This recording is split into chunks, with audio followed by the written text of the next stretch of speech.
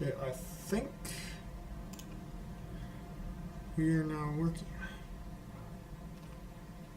I thought. Are we going? I think we are actually live now.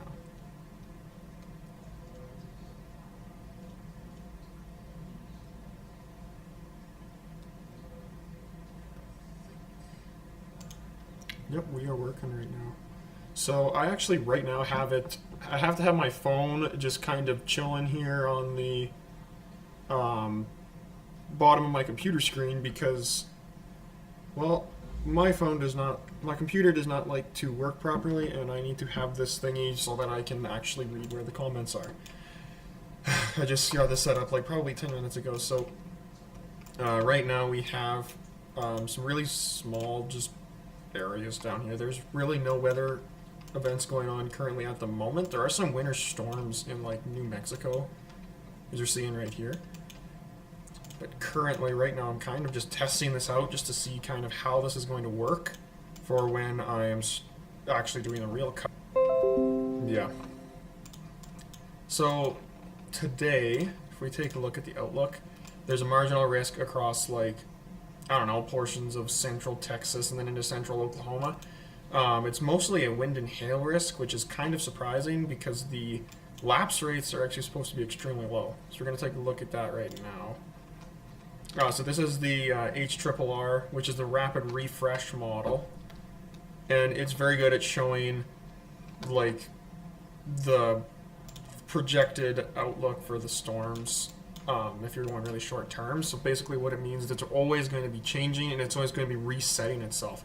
So you can actually see this is actually tomorrow morning's one Thursday. This is at 5 a.m.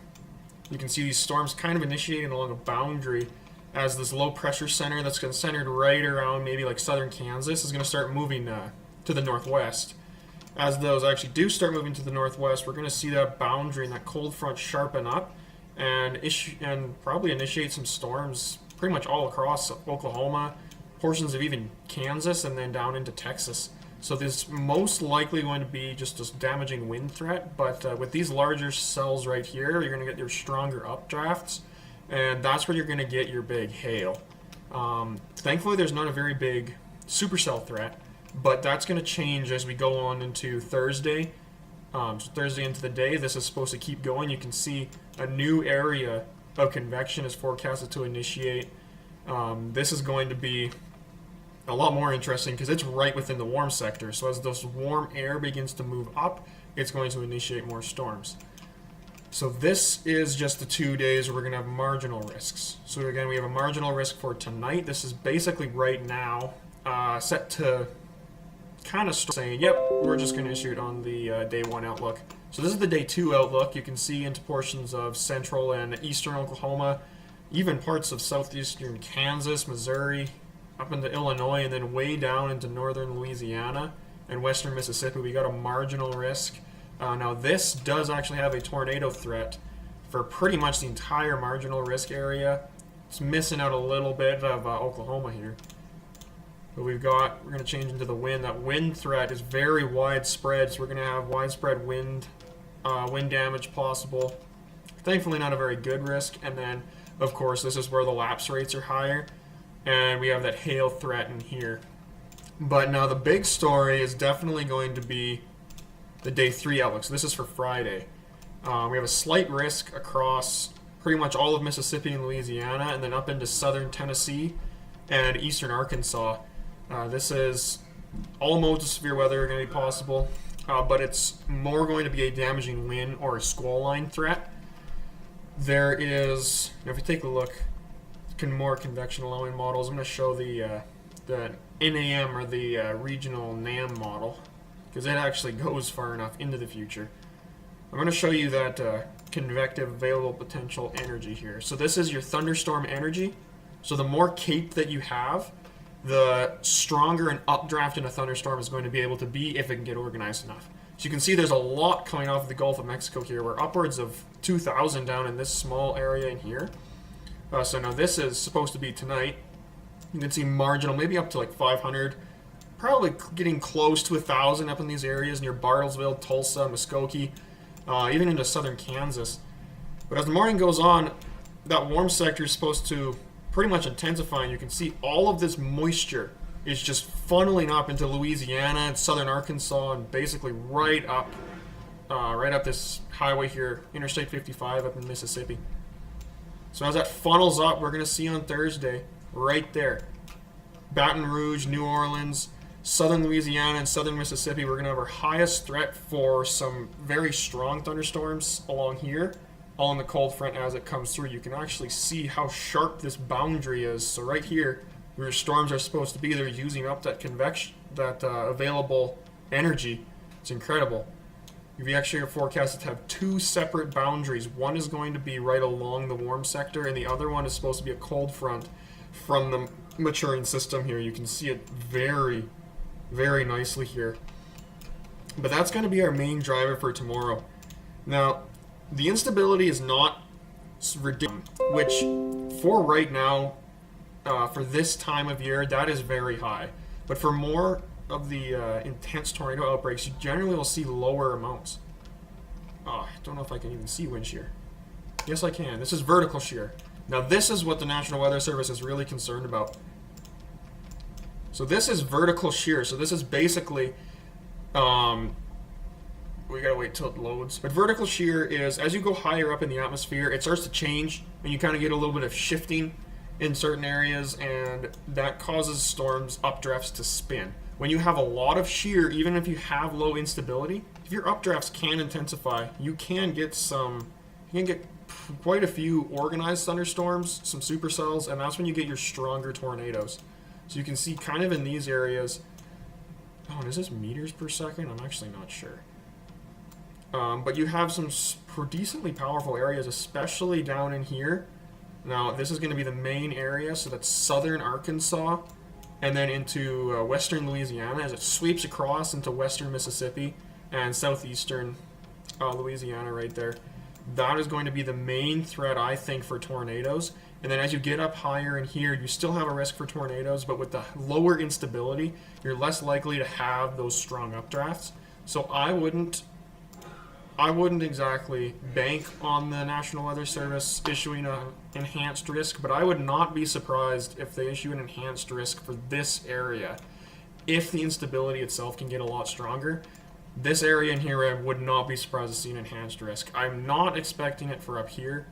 I would be pretty surprised if up in kind of the more northern areas, I don't think they will get an enhanced risk. But that is kind of the whole situation going on right now. I don't think it shows lapse rates in here. No, it does not. So check the supercell composites. This is just adding all the things together, adding your instability and your wind shear. It's going to let it load here. This is probably one of the best forecasting tools that's out there, because you don't have to do all like the adding and stuff together. It just does it automatically. So you can see this is for today and tomorrow. So this is right now starting to intensify over like southern Texas here. And as that meets that boundary, this cold front here. So in the morning we're going to get those strong storms. Then yeah, keep going. We have that little small tornado threat in Arkansas and eastern Oklahoma. But then it re-intensifies. Oh wow, actually that's a lot lower than I was expecting. But as you can see, it's more farther into the south. We're more likely to just have a QLCS kind of event here, but down in the south here where we have a lot more instability, it's much more likely to be a stronger event.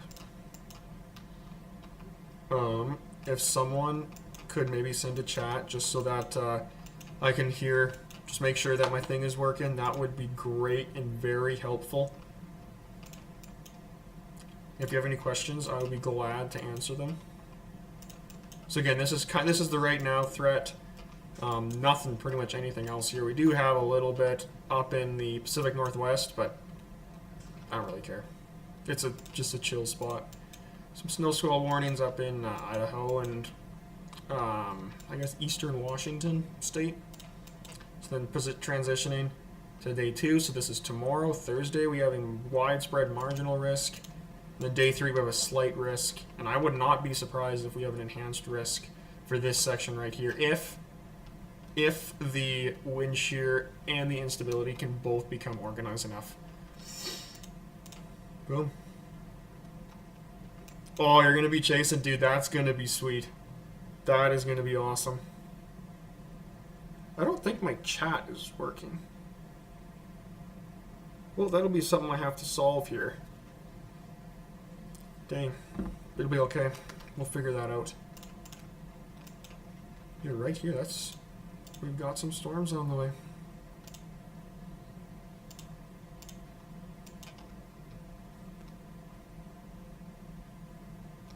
I actually might, pretty sure it's working. That's not bad. Oh, yep, there it is. Now it's showing up in the stream. Awesome. I guess it just takes a minute for it to actually show up. Yep. I don't really have much more to say, so this was just a test. If you guys have any questions, you can ask them here right now. Other than that, I'm going to go and I'm going to take a shower and go to bed. Check the radar here. I don't believe that these storms, yeah, no. These ones haven't intensified yet. They're still starting to grow. We can actually show up, add in the surface fronts. There we go. So these are all these little areas here of low pressure. They're going to sweep across. This is going to be what causes our real problems.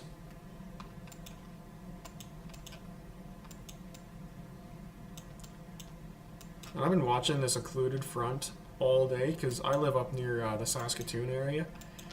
There's a occluded front. I was watching it all day and it was pretty cool. There's actually some thunderstorms in Montana, which I was not expecting. I say thunderstorms, they're just a little bit of lightning, but it was very unexpected for January.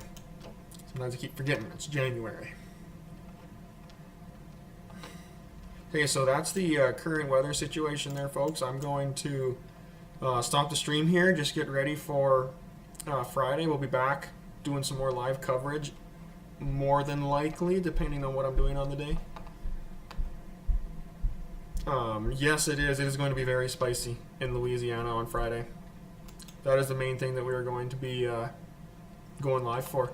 So yeah, thank you so much, guys, for watching, and I will hopefully see y'all on Friday.